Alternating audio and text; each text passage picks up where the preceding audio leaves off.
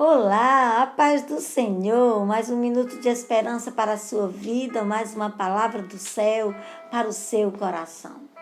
E eu quero conversar com você hoje sobre mais uma dessas personagens anônimas, mais uma dessas pessoas que não aparecem os seus nomes, no entanto as suas histórias, como eu sempre digo, são relevantes para as nossas vidas e nos trazem exemplos e testemunhos até hoje que edificam as nossas vidas. E hoje eu quero conversar com você sobre a viúva de Sarepta.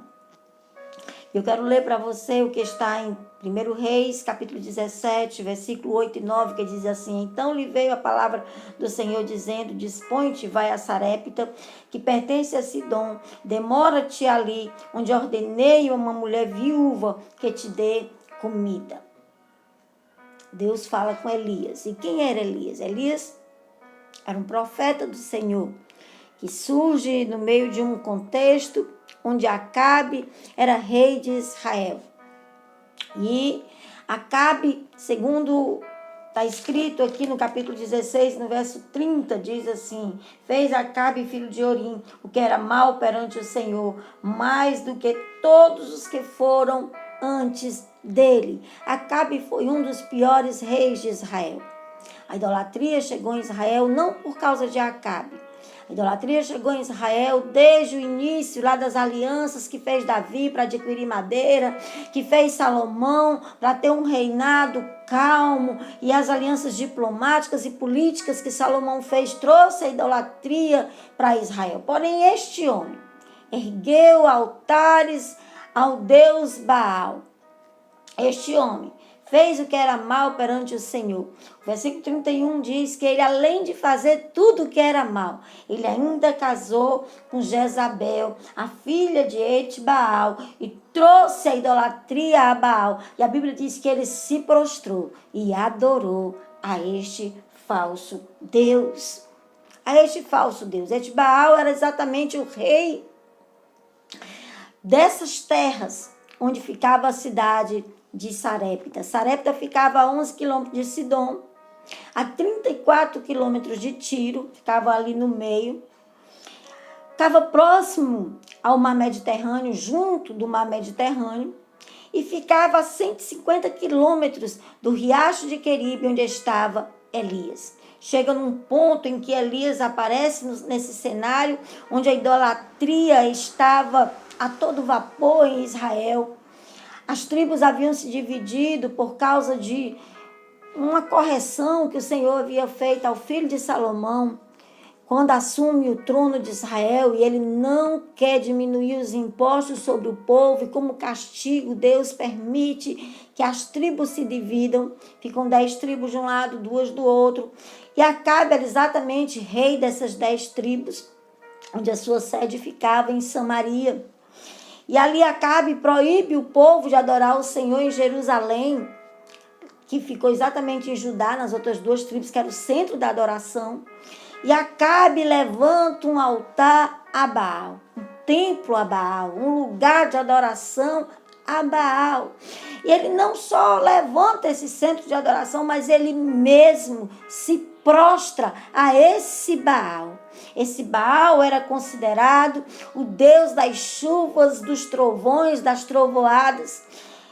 Jezabel era sacerdotisa deste Baal, assim como seu pai, o rei Etbaal, era sacerdote deste deus Baal. Eles adoravam também uma deusa chamada Acera, que era a deusa da fertilidade, das sementes. E nesse cenário aparece Elias, o tesbitas, dos moradores de Gileade, e diz a Acabe que tão certo como vive o Senhor, o Deus de Israel, perante cuja face eles estão, que não vai chover, não vai nem sequer cair orvalho do céu, segundo a sua palavra, até que ele diga que vai chover.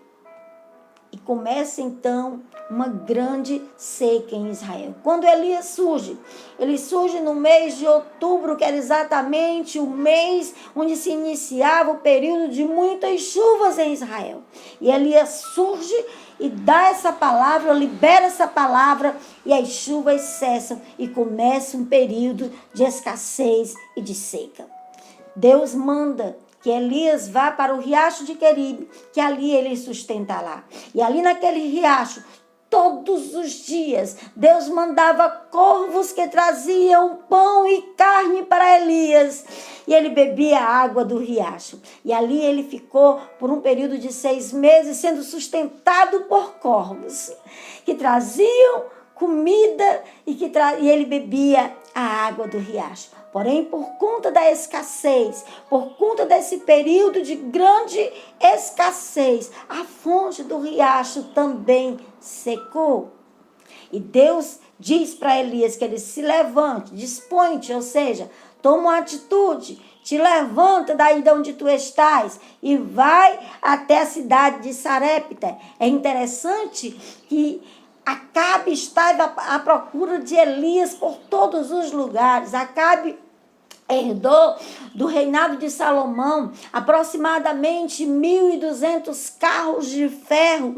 Carros esses que ele havia vencido aquela batalha, que ele havia vencido com 100 homens, uma batalha terrível contra um rei. E Acabe pega todos esses carros com soldados e manda fazer uma busca em toda Israel por Elias. E Deus manda Elias ir justamente no lugar onde o pai da mulher de Acabe, de Jezabel, que procurava Elias, reinava. Deus é Deus que faz coisas que muitas vezes nós não conseguimos entender. Porém, Ele que tem o domínio de todas as coisas, sabe como fazer, como agir e da maneira que vai agir. Resta-nos confiar no Senhor. Elias confiou no Senhor. Elias não questionou. Elias não disse, mas Senhor, como é que tu vai me mandar para o centro do furacão? Como é que tu vai me mandar exatamente para o maior perigo? Ele não questionou. Ele simplesmente obedeceu. E ele andou 150 quilômetros para chegar a Sarepta. E quando ele chega em Sarepta, essa cidade, a palavra Sarepta, significa fundição ou fornalha. Essa cidade era famosa porque ela tinha muitas casas de fundição. Os fenícios tinham descobrido a arte de trabalhar com o vidro, de fundir o vidro. E isso foi revolucionário, porque isso substituiu a madeira, a pedra e o metal nos utensílios que eram usualmente utilizados. Essa cidade também produzia corantes dos mais variados tipos, que atingiam todos os tipos de tecidos. Então era uma cidade rica, porém a seca, determinada por Elias, tinha chegado também ali naquele lugar, porque o Deus de Israel, o Deus de Elias, é o Deus de toda a terra, é o Senhor de todo o universo, é o Deus de Elias. E Elias chega ali nesse contexto que Deus diz, se levanta, dispõe-te, vai a Sarepta, que lá eu já falei ao coração, eu já ordenei, o Senhor diz, a uma mulher viúva que te dê comida, que te sustente. Eu acredito que Elias, ao ouvir essa palavra, ele sente um ânimo, uma fé, e ele acha que vai chegar ali e vai encontrar talvez uma mulher rica para sustentá-lo. Para a surpresa de Elias, ele chega a Sarepta e encontra uma viúva pobre que está à porta da cidade, colhendo 2 cavacos, 2 pedacinhos de madeira, 2 pedacinhos de lenha, para fazer o último fogo da sua casa, porque a provisão na sua casa era escassa. E Elias se aproxima daquela mulher, e a primeira coisa que ele pede àquela mulher, ele pede água. Ela procurando ali, e ele chega para aquela mulher, no versículo 10, então ele se levantou e se foi a Sarepta, chegando à porta da cidade. Estava ali uma mulher viúva, apanhando lenha. Ele a chamou e lhe disse, traze-me, peço-te, uma vasilha de água para eu beber. ele pede água àquela mulher. E ela foi buscar, apesar da escassez, ela foi generosa e ela divide o pouco da água com aquele homem. E ela foi buscar aquela água. Indo ela buscá-la, ele a chamou e disse: traze-me também um bocado de pão na tua mão. Elias pede um bocado de pão. Elias era israelita. O pão era a base da comida dos israelitas. Eles comiam pão.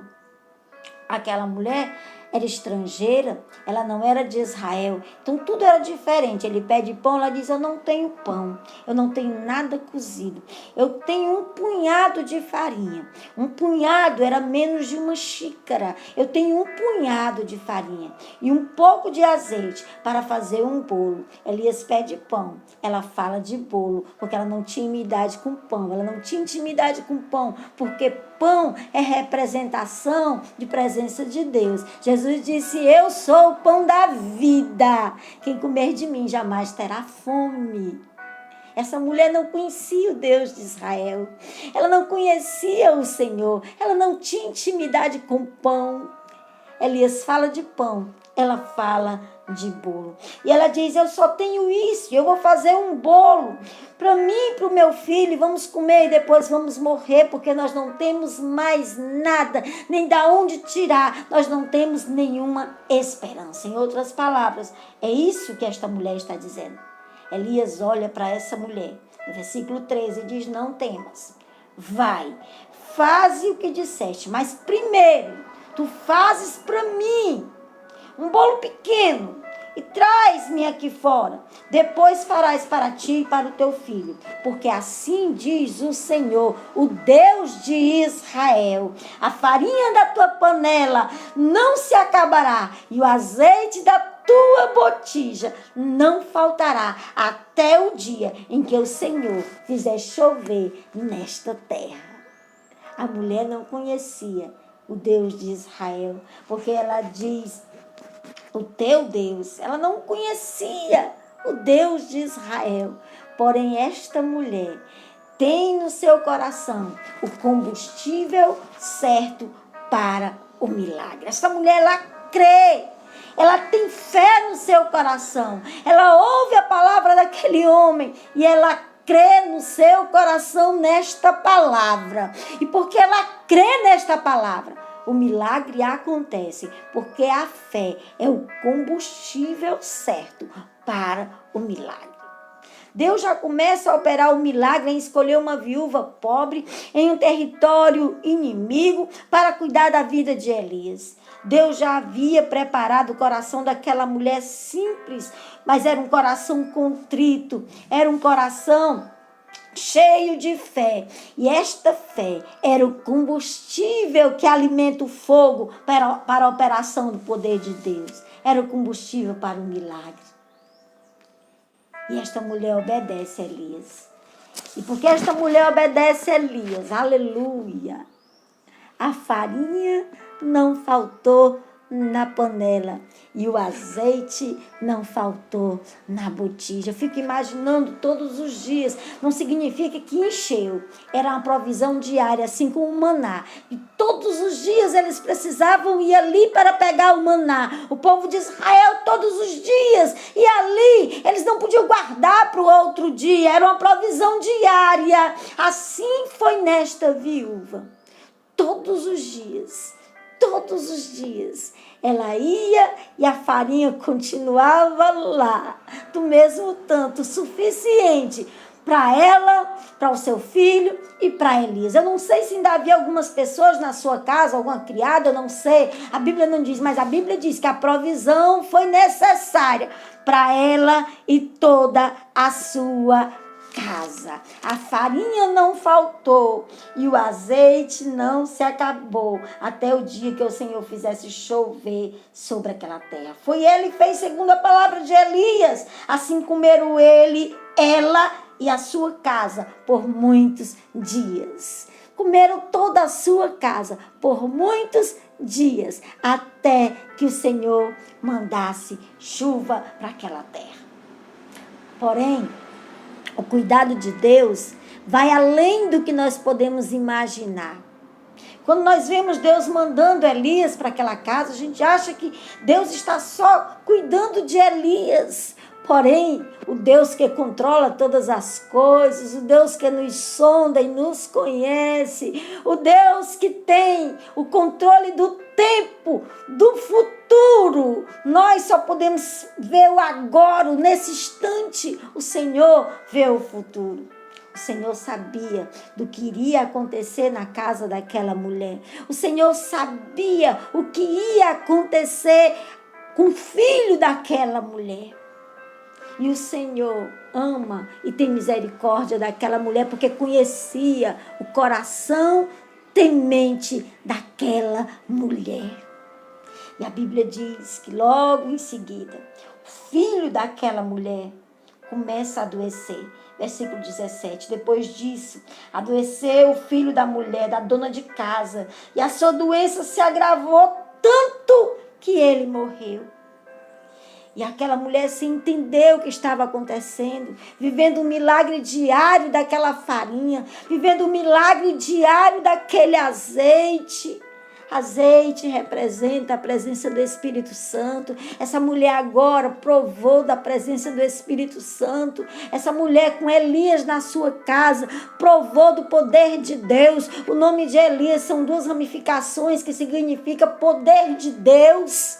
E essa mulher estava vendo ali agora o poder de Deus encarnado na vida de Elias, dentro da sua casa, a provisão de Deus, através daquele azeite, daquela farinha, uma provisão diária. Mas o seu filho adoeceu. Mesmo quando Deus está na casa, mesmo quando o Espírito Santo está dentro da família, mesmo quando a graça e a bênção de Deus está dentro da casa, o mal também acontece, a doença vem, a morte vem. E não foi diferente ali, mas Deus sabia que aquele dia ia chegar. Deus sabia que a morte ia chegar naquela casa. E Deus já providencia Elias para estar ali. O poder de Deus estava naquele lugar.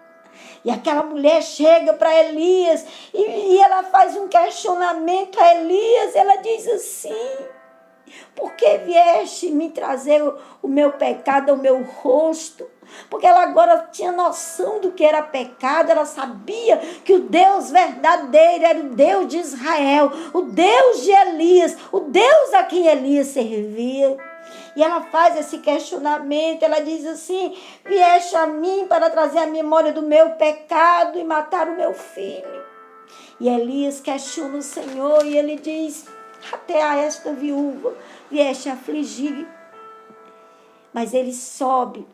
Ele estava morando ali. Havia um quarto na casa de cima daquela mulher. E ela vai, e ele sobe ali. E ele deita o menino na cama. E ele se deita sobre o menino e ele ora. E ele se deita sobre o menino e ele ora. E ele se deita sobre o menino e ele ora. Por 3 vezes ele faz isso. E ele pede, ele clama ao Senhor, para que o Senhor coloque de volta a alma do menino. Versículo 21.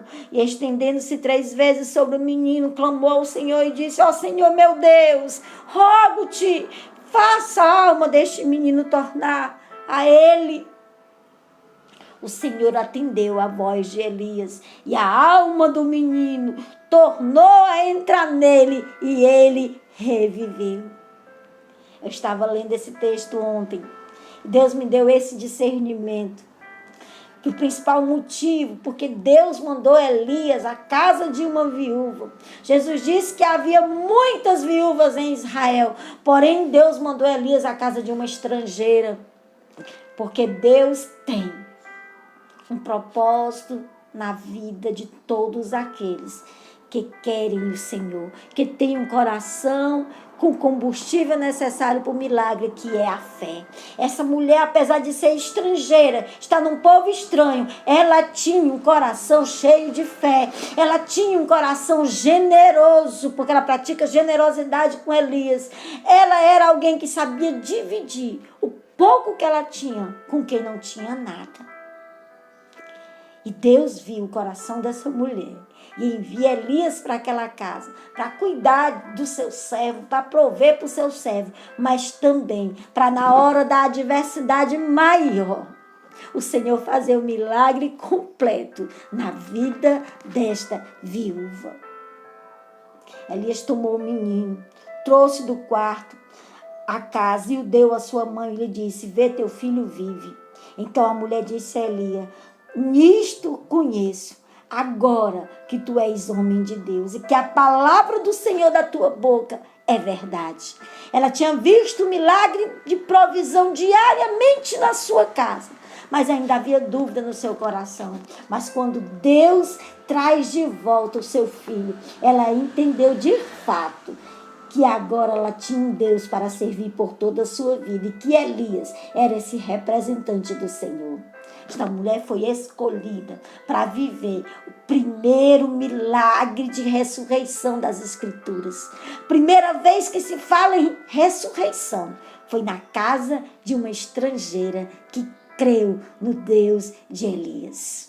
Que você creia no Senhor, que esse mesmo Deus que multiplicou esta farinha e este azeite é o mesmo Deus que pode entrar com provisão e multiplicação na sua casa. Que o mesmo Deus que ressuscitou o menino é o mesmo Deus que pode ressuscitar o que está morto dentro do seu lar. Os seus sonhos, a sua vontade de viver, a sua perspectiva de vida. Deus pode ressuscitar hoje. Deus abençoe sua vida. Deus abençoe seu coração. Que esta palavra arda no seu coração, como ela ardeu no meu coração.